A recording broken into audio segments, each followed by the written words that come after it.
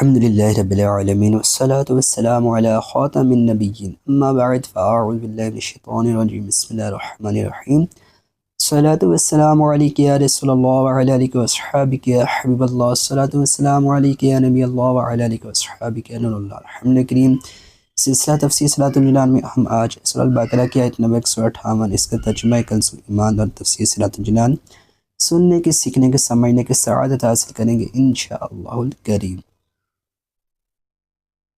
بسم اللہ الرحمن الرحیم ان الصفا والمروة من شعائر اللہ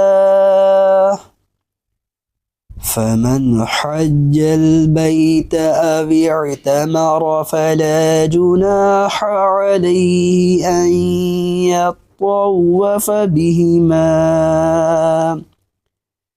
ومن تطوع خيرا فإن الله شاكر عليم۔ ترجمہ کنز ایمان۔ بے شک صفا اور مروہ اللہ کے نشانوں سے ہیں، تو جو اس گھر کا حج یا عمرہ کرے اس پر کچھ گناہ نہیں کہ ان دونوں کے پھیرے کرے، اور جو کوئی بھلی بات اپنی طرف سے کرے تو اللہ نیکی کا صلہ دینے والا خبردار ہے۔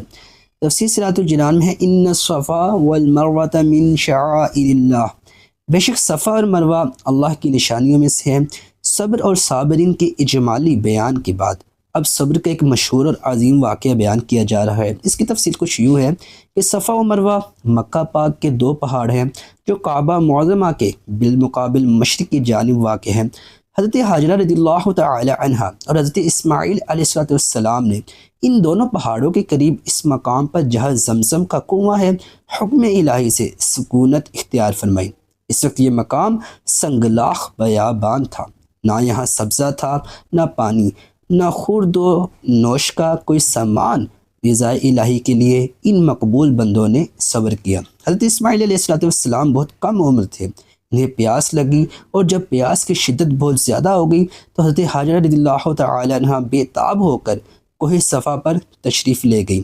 وہاں بھی پانی نہ پایا تو اتر کر نیچے کے میدان میں دوڑتی ہوئی مروہ تک پہنچی، اس طرح 7 چکر لگائے۔ حوالہ تفسیر ساوی۔ اور اللہ پاک نے انہیں ان اللہ مع الصابرین، اللہ پاک صبر کرنے والوں کے ساتھ ہے کا جلوہ اس طرح ظاہر فرمایا کہ غیب سے ایک چشمہ زمزم نمودار کیا، اور ان کے صبر و اخلاص کی برکت سے ان کی اتباع میں ان دونوں پہاڑوں کے درمیان دوڑنے والوں کو مقبول بارگاہ قرار دیا، اور ان دونوں پہاڑوں کو قبولیت دعا کا مقام بنا دیا۔ اس واقعہ کا ذکر سورہ ابراہیم آیت نمبر 13 میں بھی مذکور ہے۔ من شعائر اللہ، اللہ کی نشانیوں میں سے ہیں۔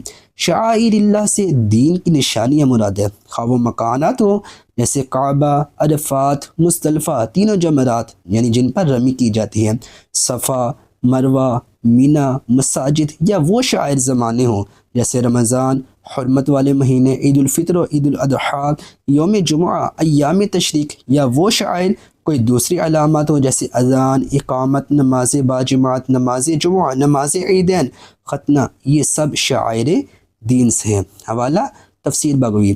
اس واقعہ سے یہ بھی معلوم ہوا کہ جس چیز کو صالحین سے نسبت ہو جائے وہ چیز عظمت والی بن جاتی ہے، جیسے صفا مروہ پہاڑ حضرت حاجرہ رضی اللہ تعالی عنہ کے قدم کی برکت سے اللہ پاک کی نشانی بن گئی۔